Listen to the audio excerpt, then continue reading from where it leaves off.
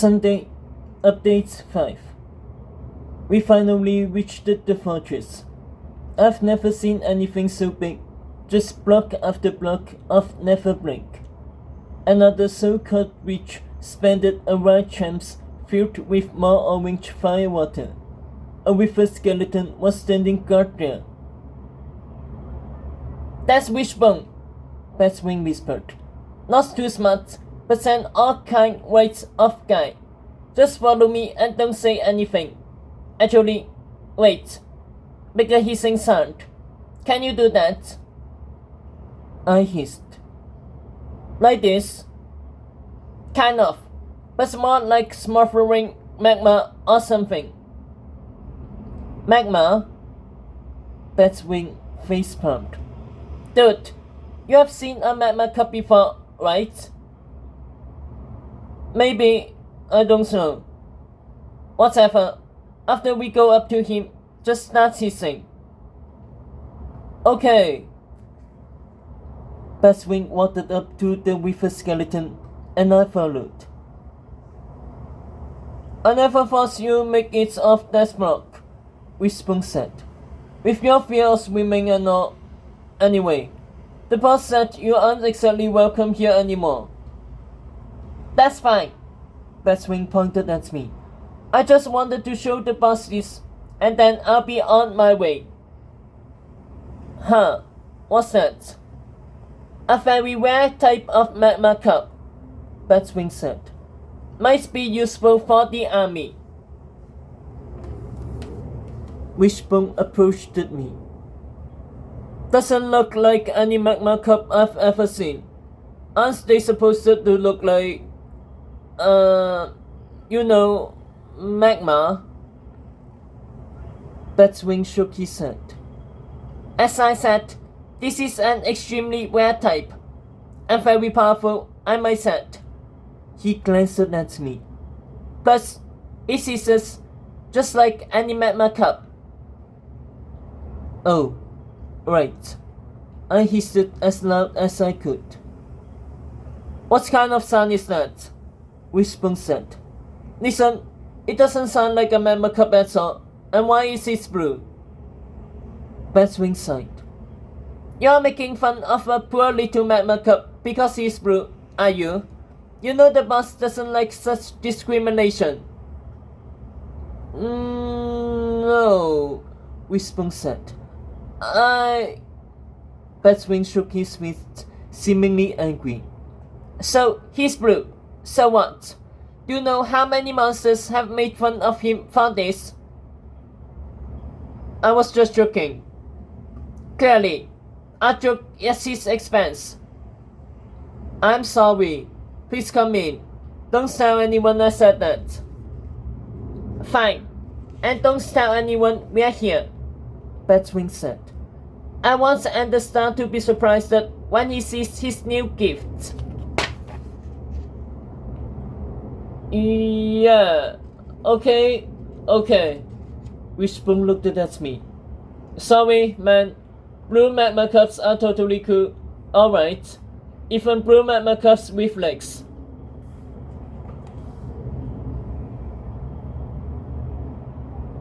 Hiss.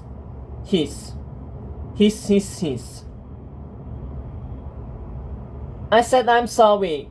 He stepped backward and made a right gesture. "Come on in."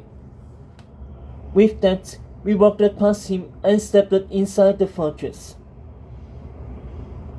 "You're probably wondering why that guy was so afraid," Batwing said once we were out of earshot.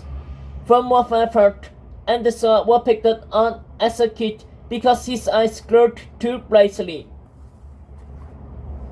"I certainly know how it feels," I said. "So, any monster under his command who makes fun of another's experience is punished?" "Yeah, something like that."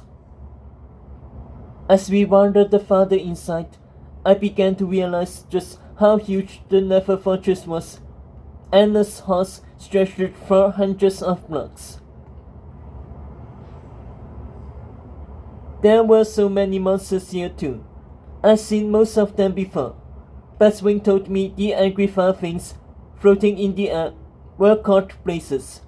More with the skeletons marched in groups, along with zombie pigmen. I even saw a few clouds floating around in the larger chambers. Sadly, none of them were climbed. Another with a skeleton soon stopped and questioned me. Hey, you there! What are you exactly? You're the strangest looking monster I've ever seen.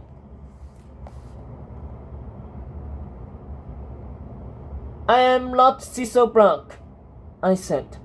Royal Magma Cub from the overworld, and the star had asked me to pay him a visit. And you are... Yes, let us know your name, Batwing said. So that the noble Lord Cecil Blanc can inform the great and powerful and the star of such discrimination and... The skeleton fell to his knees and bowed so deeply he all but kissed the never breakthrough. Forgive me at once, Your Majesty. I simply didn't know that your kind came in such lovely shades of blue. How many times do you want me to bow? 50 should be enough, I said. Of course, my lord. Every time a monster questioned us, it went pretty much like that. Once, a zombie pigman grunted at us. Ark! Who you? Why you here? He looked closer. Ark! What you are? Batwing pointed his sharp stick at the zombified pigman. How dare you address the grand and majestic King Flame Pixel with such insolence? He visits upon Anderson's request, who shall be notified of your... The zombie pigman didn't apologize. Instead, he went off the nearby edge of the fortress without jumping, just kind of tipping over, and fell into the lava far below. The way he dropped it off instead of jumping, it was like he wanted to reach the lava as fast as zombie pigmanly possible, to the millisecond.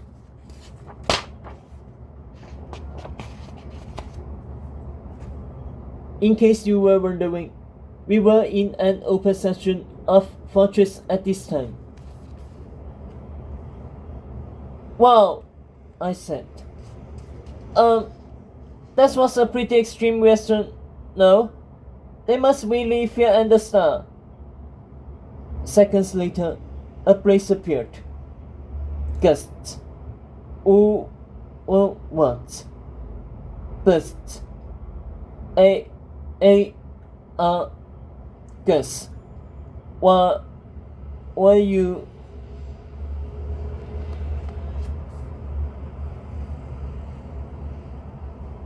I stepped forward, about to say something. I didn't need to, though. Not this time. The blaze was very confused by the size of me. So bewildered, in fact, that it began trembling in the air, made a real sputtering noise, and flew off while spinning around and gurgling, its direction and angle changing randomly as it did.